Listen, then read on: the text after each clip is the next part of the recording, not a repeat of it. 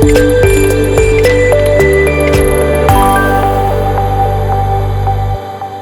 everyone, welcome to Digital Manufacturing Dialogue series from ETManufacturing, where we invite the industry leaders and professionals and experts from the digital manufacturing sector to deliberate and discuss on the various technicalities of the manufacturing in the digital domain. And so today we will be going to discuss the digital transformation in the pharma industry. And our guest, our speakers today are Mr. Prudhvi Teja, who is the Senior Principal, DPEx Manufacturing Operations, Dr. Reddy's Laboratories, and Mr. Girish Basavaraju, who is the Country Head of Cosette Pharmaceuticals Inc. So I will start with Girish. So what are the most pressing digital transformation priorities for pharma manufacturers today? And how do they align with the business outcomes like speed to market and compliance? Because compliance is the very important factor in the pharma industry. So, I mean, this is quite an interesting question. Most pharma companies, in India are in the verge of converting from a legacy systems to a digital transformation, right? So, one common thing which I personally experienced was more into paper to paperless. That is something which is going significantly for various reasons. Because when you start scaling it up, you need to look at many data points to make your decisions, right from the laboratory to the manufacturing. Speed is something which we need to keep in mind, right? So speed, quality, and then you also ensure your investments are aligned accordingly. So to do all these three, I don't really see there is any other way to do it apart from the digital transformation. So to start with paper to paperless, you need to enable the whole system, digital ecosystem to enable that, right? At the or R&D laboratory, at the technology transfer, even for the manufacturing. So let's say start with a laboratory notebook. People write from on the paper notebooks, and they generate the data in the laboratory, and then eventually they convert it to intellectual property or a batch, a good golden recipe kind of a thing. So before it gets to translate, you are doing at a milligram scale, a gram scale, or a kilo scale before you get into multi-ton scale, right? So to do this transformation, you do hundreds of batches. So now with this digital transformation, probably you'll be able to do a very few number of batches so that you're going to get the optimized recipe to the manufacturing. So the hard pressing issues are how to convert our institutional knowledge as of now, which a company holds, into the digital format. First thing. Second thing is how can we enable the speed is only through the enabled through, let's say, ELN, electronic lab notebooks in the laboratory, electronic batch manufacturing in the manufacturing, QMS systems in the. So integrating all these three become very critical, and unless we're not going to do, we'll not be able to be. It's more or less like not good to have. Now it becomes a imperative to sustain in the industry. Correct. Very well observed. So, Prithvi, would you like to add your comments on this? Yes, Shekhar. I agree with Girish. So when you look at a digital transformation from for pharma, so for the specific case, what you told, first in market, faster launching or low cost products, everything digital has a bigger role to play because pharma is a regulatory industry. So one major part about regulation is that everything you have to go right first time. That means if you have submitted a, let's say, one dossier to an regulator, how do you expect that dossier to be almost the first time? Because the more of back and forth will be actually you are losing the time for your launch. So these are the things which had come with an experience. Someone had created, someone knows how to create a dossier. Based on that experience, you create next document, third document, fourth document. But all this knowledge is the one which can be brought into the system and which can help you to reduce these mistakes when you look at a specific perspective of the regulatory. Or even if you see the R&D, there are some of the simple things like when I have to select a molecule, what is the process which I use? Because in pharma, if you take typically one R&D project takes almost 10 years, minimum 8 to 10 years. And there are so many activities which can be done parallelly or which can be done faster with the implementation of it. It's like you are taking an additional agent or additional support to make your process simpler. Or when you come to manufacturing also, how do I ensure that I manufacture the products right first time. That means zero quality failure with the highest, best cost and best process that is possible. So this is about in the manufacturing, it is more about improving quality and getting the efficiency. So what Girish mentioned, one of the major concerns within order regulation in the manufacturing is that the trust of the regulator in your process comes from the data. When they see that every data point that is generated from a validated system, that gives the trust and confidence that yes, the process are on place and the manufacturing is happening the way it is supposed to be working as per the filing which is done. So when you and not only that, when even it goes to when I am giving the medicine to the last customer, or one API that is being the API that is being given to a another manufacturer, how do I confirm that this is the correct material? So we have digital interlocks for track and trace, all of them in place. So digital covers the end to end from the time I wanted the selection of the molecule to the actual medicine that is given to the consumer. It covers every portion, and it has a huge actual impact on the processes, and which can help in making sure that launches are happening quickly, and you are able to actually bring affordability and availability of medicine to larger population. Very well explained and quite detailed explanation you have given. Um, I'm sure the pharma industry operations are quite different from the other industries because I have been interacting with the other industry experts as well. But pharma has its own challenges, and of course, they have to fulfill, they have to handle both customers as well as the regulatory. So that becomes very challenging. So Prithvi, you have been working in this industry for I think 3 to 4 years, right? Pharma industry, Yes, now almost 4 years.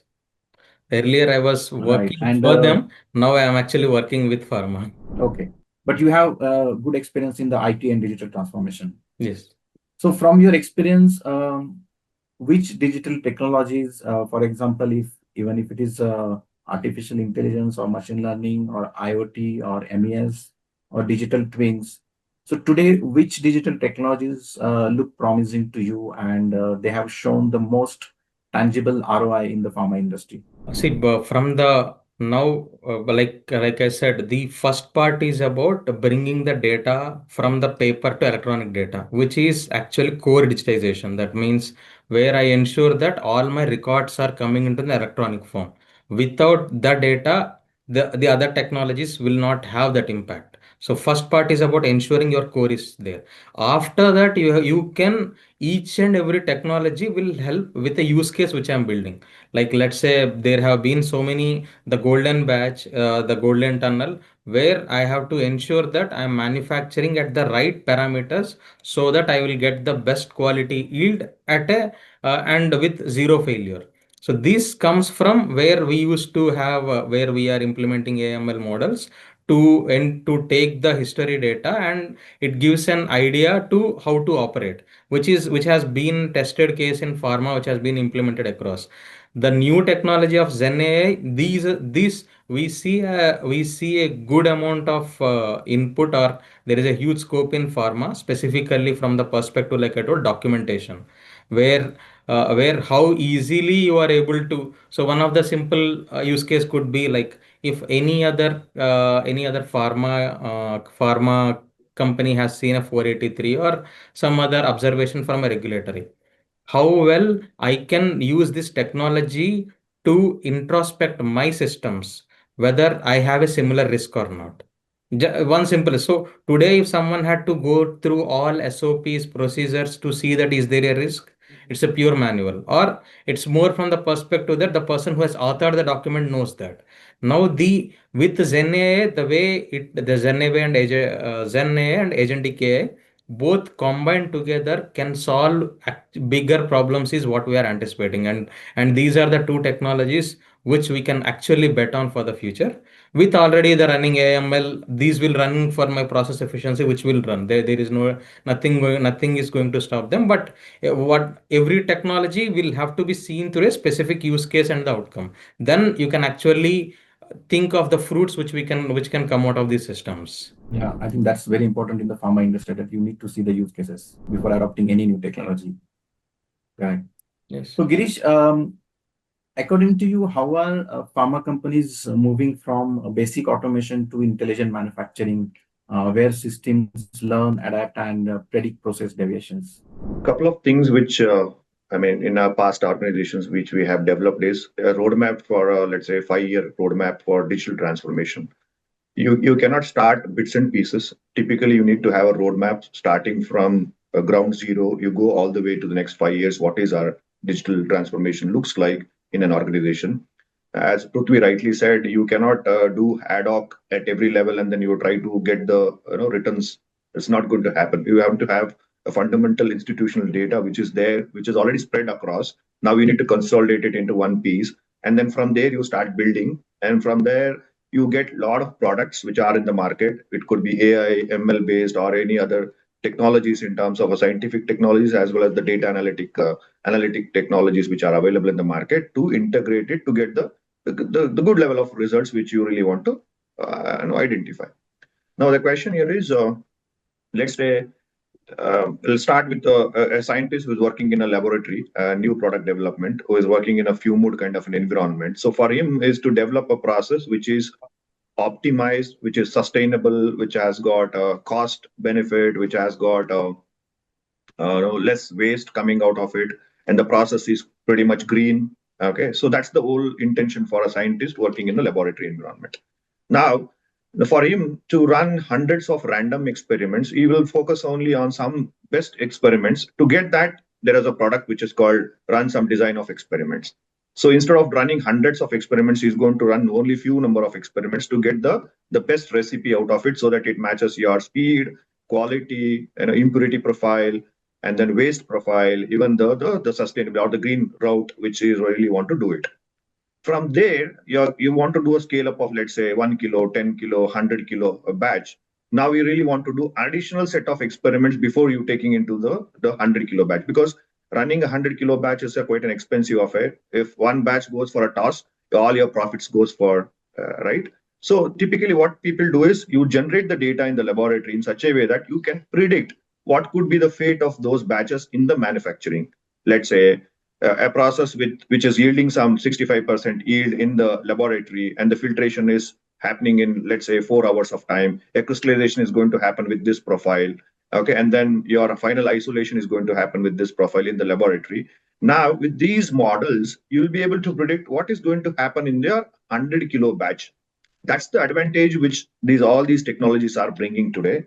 And I personally been part of this transformation, working and I started as a scientist working in a laboratory environment. But again, I started getting into an accountability of building this understanding from the laboratory to the manufacturing. So pretty good. These are the tools which are going to help you to build. So your one batch meeting the accuracy right first time is going to enable your ROI. You don't need to really do a lot of maths to identify an ROI. How many batches have been failed with before and after the implementing all these, at every intervals of your process development, and your batch failure rates have been reduced significantly. That itself is an ROI, is what I believe. Right. So I really wonder, before these technologies were not existing or existing in a very small amount, how was the operation? How was the situation that time? How did you manage to overcome these kind of challenges? Right. So typically we run hundreds of batches. We identify which batch is the best one. We just go ahead. We never looked at whether it's an optimized or That's not. manual. It's a manual. You just fill all the data in an Excel sheet and figure out which particular batch, which is giving us a good amount of an understanding for us. Okay, we picked up. Now that's not the case. It interacts with multiple factor analysis using a, let's say, any of the tool, let's say design of experiments, right? When you do multiple, one set of design of experiments, instead of running hundreds of experiments, you do a small set of experiments. And second thing is you're able to identify the best optimized solution. And also it is going to help you what could be the fate when you run the larger batches. That anticipation was not there earlier. It is all go with gut feeling. It's all go with experience based rules. If the process changes significantly, either in temperature, concentration, or even the raw material supply change, you cannot able to predict what could be the fate of batch in the manufacturing. Now, with all these technologies, we are able to predict what could be the impurity profile in the manufacturing when a supplier change a different raw material or your process going to undergo some changes. All these things can be done in a minimal time. So now time is saved, a lot of data for your decision making.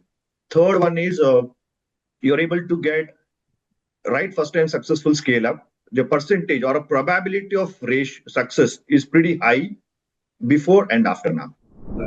That first time successful really works here. Right. So sometime we used to track this right first time successful scale up in the manufacturing. What was our percentage? It was started like 60-70%, but eventually we pushed it with all these to 90, 95, 98%. But still, there are many things to work around in the whole process development value chain. I am of the opinion in the coming days, probably people can be able to predict at equipment failure rates. Okay, what could be the safety of these batches when you push to an extreme temperature, extreme pressure conditions, and many other things can be simulated in the laboratory environment before taking up bigger batches. So these are the advantages of having all these digital products from an operational point of view. Correct. So Prudhvi, just help me understand in terms of compliance, how can digital platforms ensure a stronger compliance with the various pharmaceutical standards and, of course, the other regulatory requirements in a highly governed environment like this pharma industry?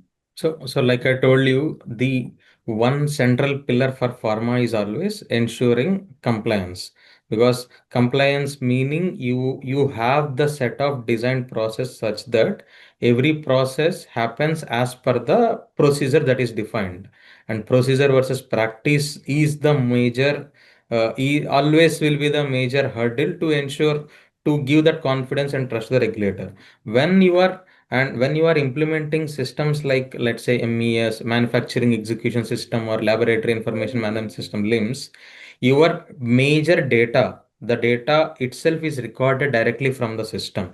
So you try to remove the manual intervention when you are recording the critical points, like at what temperature the operation is running, till what time it has run, even the what is the quantity that has been dispensed. So all the critical parameters, when system itself records by himself, then you are actually trying to eliminate the manual error that can happen. That itself will bring the overall compliance and then the confidence in the system. And when it is about, so your design, you have to design such a way that you try to avoid all possibilities of failures. That when we say poka-yoke, where even the idiotic mistakes can be eliminated when you design for the process. So when we are looking at compliance for the using digital for the compliance, it is about you thinking end-to-end process. It is not just about whatever the process that is running in manual, just copying it into the electronic is the one. It is about how do you reimagine the process such a way that you can do. So there is a process which we follow called ECRSCA: eliminate, combine, simplify, reorder, automate. So every process, every activity need to be looked at. So when during the implementation, you question every act. Some of these activities could have come because it was manual. When you move into digital, you might not be required. So all these things, when you redefine the process and then implement the system further, then you will have the confidence, and you will be able to ensure that compliance is just a basic. That means you are not working for a compliance, you are working for the quality, and compliance is an outcome from that. So it's always about if your every process is designed in the right manner, executed in the right first time, the compliance and quality will be just an outcome. So digital will help you to go through that journey. But like I told, like I mentioned earlier, lot of the digital technologies fail because you are not able to think through the implementation. It's if you have the roadmap that, let's say, next 2 years, next 3 years, this is how my process is going to be, and you execute in that manner, then compliance is just an outcome, and you will ensure that your processes are very efficient and effective. So, like you mean, once you take care of the quality part, as per the requirements from the industry. So compliance will be taken care of automatically. Yes, Right. correct. So you don't need to do something extra for ensuring the compliance. Yes, 100%. Because you don't need to see some of the, like, if you have paper records, one always question has been like, if you have paper records, then the question, like, suddenly if an auditor asks, how do I bring that paper? How do I show that what he has written, whether it is legible or not, whatever the data point that has been in the paper, whether it is accurate or not, where is the original record, which system is recording it? You get all these questions, but the second you show an electronic BPR batch record which has this data coming from the system, then auditor will not have any question. His only question is that, okay, what is the range in which you are supposed to operate? What is the range the system is showing? What is the, if there is any deviation? So you are only looking at working on deviations, and since you know these are the 10 deviations, you always improve your process to reduce the deviations. So the regulatory audits or compliance will reduce a lot of efforts for the team to prepare and work on them. So digital systems, I think, one of the leaders used to say, but like, whenever digital system need to be implemented in any other industry, showing ROI is a big question. But in pharma, it's like, you can say digital is going to be a critical thing just from the perspective of data integrity and compliance. When you have the systems in place, then you have one pillar which is very strong. So you don't need to worry about the main pillar, and then you can actually work on your major things, like which molecules I should work on, how do I bring new molecules into the system, how do I manage my manufacturing. You don't need to worry about the central pillar. That's how digital can be looked at for the core system implementation from the compliance perspective. So continuing with you only, how are digital solutions enabling better integration between the production, quality assurance, and supply chain teams for real-time decision making? Because there has to be the exact real-time coordination between all the departments and all the people. Once your systems are in place, with the core systems are in place, it is for you, it is for the teams to make sure that they move from the, what we say, intuition to insights. So the earlier it is like people hold information, like, some of them, it's like we used to say, today, if you want to get a train, or like, let's say you want to go from Vijayawada to Visakhapatnam, people used to call a travel company and say that what all are the buses available, what is that. Now imagine when you are opening a metro trip or anything, you know what all are the options, you know the best option system is giving, so you don't need to worry, you just take a decision, move forward. So for that, you need to have all the data with you. Similarly, in the manufacturing arena, when you have the scenario like, what all are the customer orders pending with me, what is the delivery date, or which all are the products that need to be going into the market, what should be the quality I have to maintain.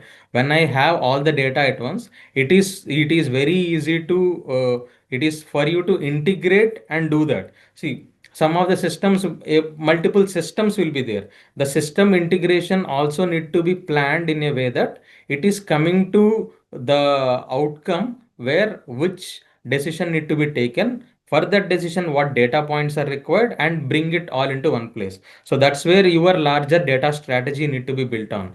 Like, what are the critical data points for the critical business outcomes, and build the data lakes, build the data pipelines, ensure that data quality is there. Once your data quality is to the level where you can take the decision, then it is just a cakewalk. Every business leader will only depend on the data rather than anything else. So we have seen some of the business leaders where they say that, now I don't want to see any PowerPoint. Don't bring any PowerPoints to any reviews. Just show me whatever is in the dashboard. That should be enough. So then that gives a confidence that there is no possibility of someone just trying to make up or reduce some numbers, or you are concentrating. So you are looking at the lens where you are supposed to look at. So that integration is going to be critical outcome for the business leader to take decision at a real time basis. So Girish, I would like to ask you, post-COVID, how is the digital helping pharma companies build more agile, visible, and responsive supply chains, especially during the global disruptions? Yeah. So after COVID, there are many. I mean, every company started building their sustainable strategies. Okay, it could be, you know, it could be one country dependent. I do not want to name one country dependent.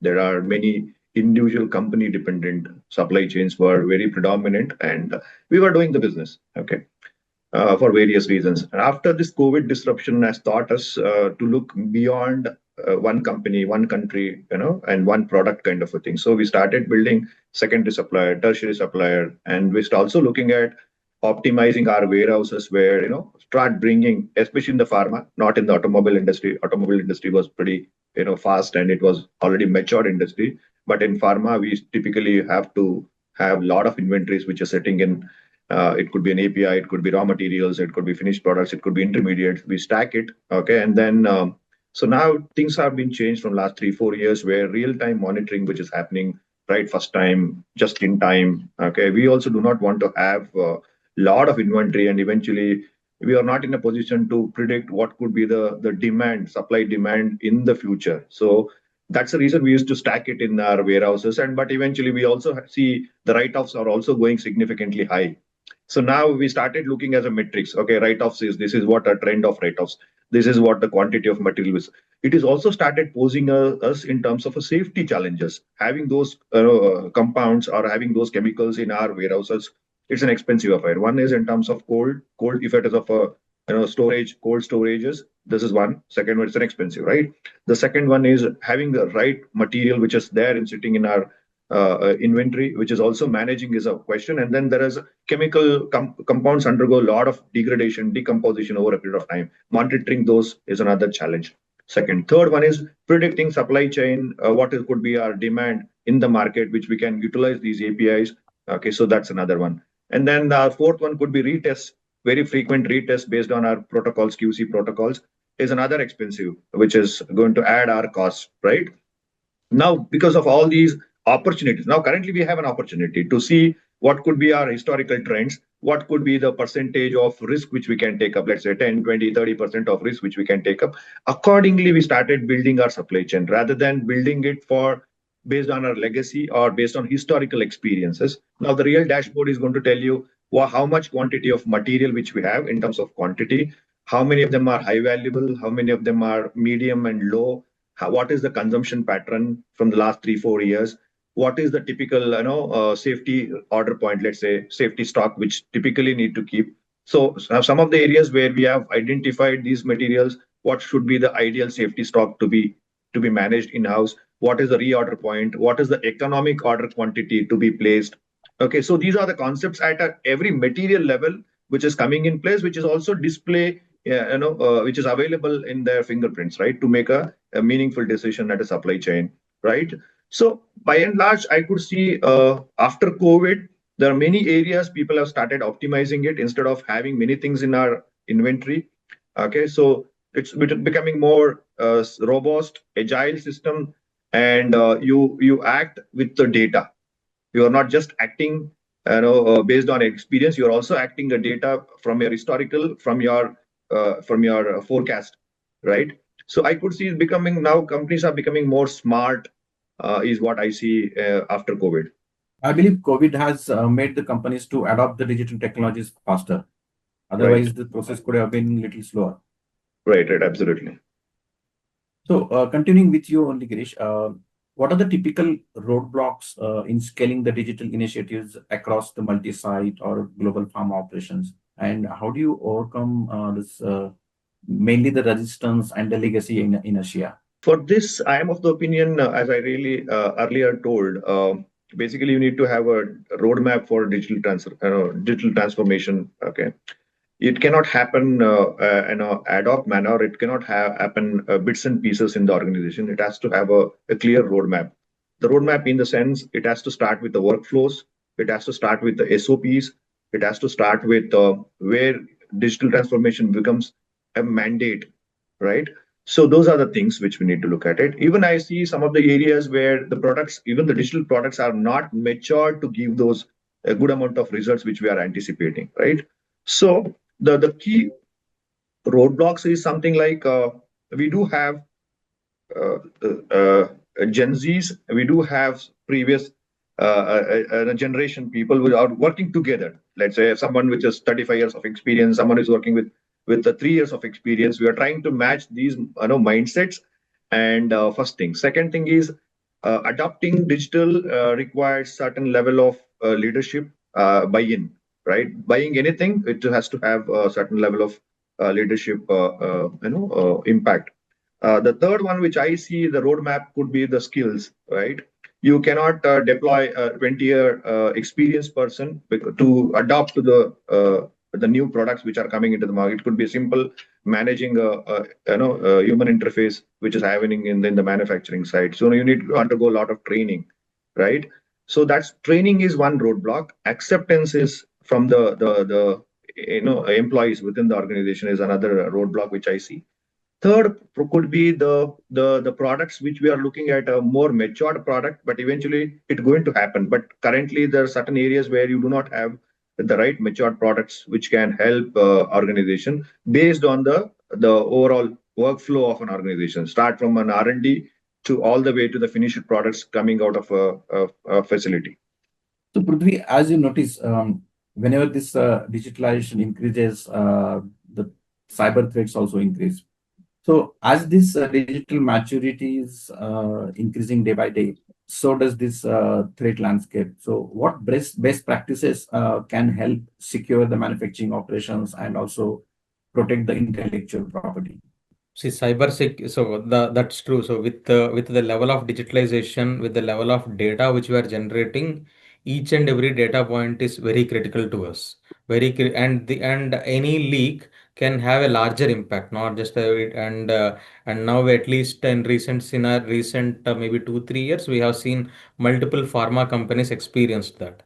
The see it is about building the ground infrastructure. So when we are actually growing up, we should also ensure that our foundation infrastructure is strong. How well you have designed how well you have designed your system such that the network configuration or the devices or the whole architecture between OT, IT, and everywhere, you have to ensure that the security systems are in place. There are so many standards that are available. There are so many right now multiple vendors who does the audit for you, who will identify what are the running threats, world VAPD test, everything. There are tools in place, but it is about we think through at the start itself rather than so this cannot come later after implementing. If you want to do the change, it would be a major issue. But when we are doing the roadmap itself, we have to consider this as a critical. It is also as a critical item for us to take along with that, so that you are building for the future. The cyber security is not going to go anywhere. It is going to stay, and there will be new types of threats that are going to come, especially when we see so much of upgrades like Windows 7 to Windows 8, Windows 10, 11, 12. With each and every Windows upgradation itself, you will see lot of changes that are going to come on. So you have to be, so it's not digital like we tell, it's not for today, it's a journey. So you have to ensure that these are all the constraints, roadblocks that are going to come tomorrow, and how well prepared I am. And on the journey, whenever there is a threat that happens outside, you have to get updated of it. Well, how do I ensure that these threats does not come to my system? So that is how we'll have to prepare from day one itself. Right. And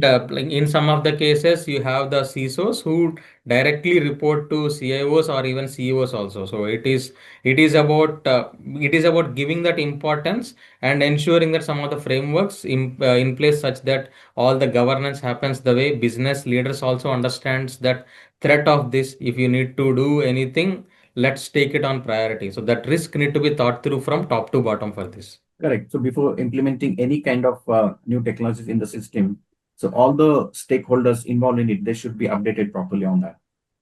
Yes.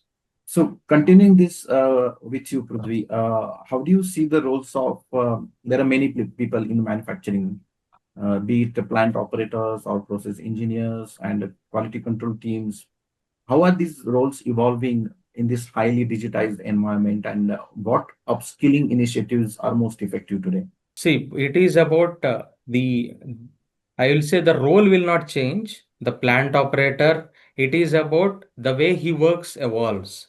Earlier, he needs to do multiple activities, like he needs to do a lot of things. Now, he will more concentrate on which are the activities that are critical for the process rather than and because now the one of the major constraints always has been with with the way pharma is growing. First we need to have skilled forces, and you need to have people who can come and quickly take over. You can't have so much of onboarding time. So, and with the way attrition happening, also my work environment should be good for me today. I don't want a like the generation, they can't, the way it is being told, they are not able to wait for a car for 5 minutes. But and then if you ask them to stand in line for a small thing, then this work environment will not be sustainable. You will not, then the more you will have the attrition, how well your process are designed, how well a new joinee can come and quickly take over. That will make sure that your process is very sustainable. And the for that you have to design. So the operator will be operator, but he will be equipped with an additional hat which will try to reduce his activities where he does not need to think. He will only concentrate on the things. If I have to improve my process, what are things I should do?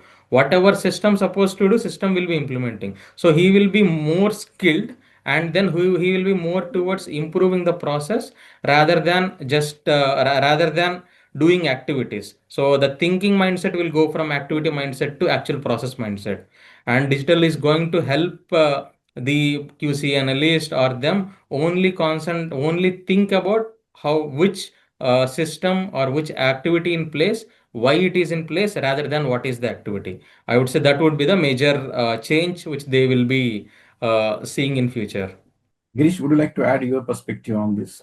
How these roles of different departments and different people are evolving with the digitalization in place? Yeah, but again, from my own experience, when we were trying to integrate your ERP, MES, and QMS, right, so that it's going to cover your scientific talent, okay, and then also the execution talent along with the quality, right?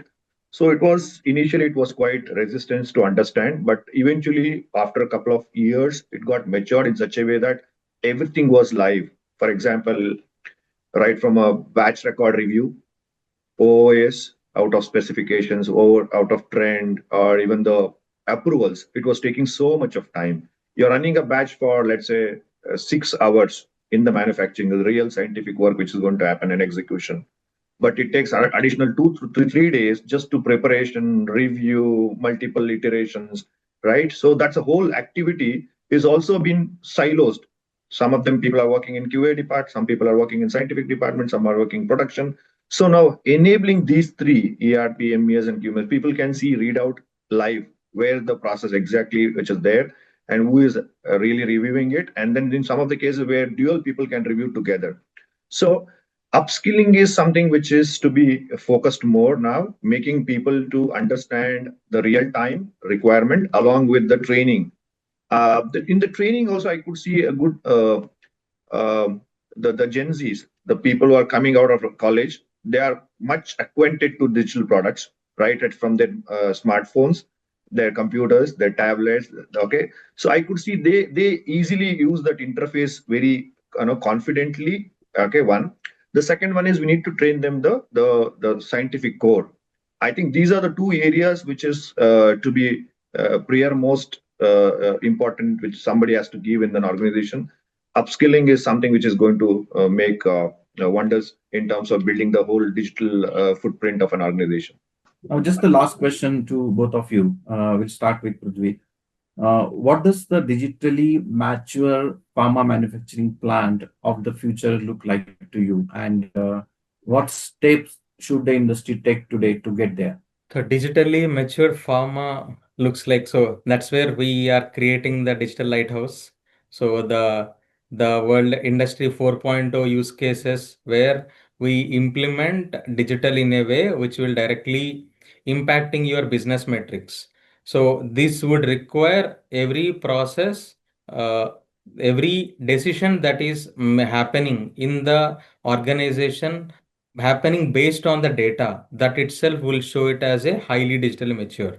So all major decisions, business, manufacturing, quality, supply chain happening through the data will show will show how well the maturity the organization is, and how much percentage of this data is taken by the system will be the next level, which I would say. So the data driven decision making at every process level is what I would say is the digitally matured plant. So, Girish, would you like to add your perspective on this? Yeah. So adding to what Prudhvi rightly said, from my understanding, I look at two things. One is impact, which is going to create on your top line and the bottom line of an organization from a digital, transformation. But I also want to see visible change. Visible change is something which is accepted, right? So from a visible change, from last 20 years, I start seeing organizations started getting paper to paperless. That one something which I can see, because I personally used to write my experimentation on my books, and then eventually it got into ELN, and it was really got into electronic batch manufacturing, because I've been part of this whole journey right from day one. So that is a visible change. Okay, one, fully paperless is one.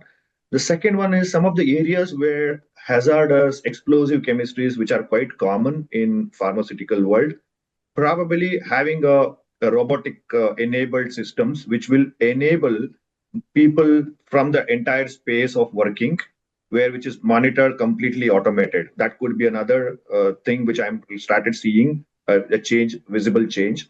Second, third one is the faster decision making, or else I can say real time. Let's say now your stock markets, right? Any app can give a stock market real time, buy as well as sell. Probably in the moving forward, the pharma operations also becoming real time.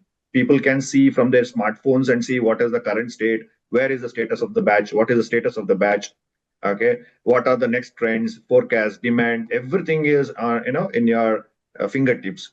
That could be another visible change which I really see could be the future of pharma. That's great. So it was really fantastic interacting with both of you.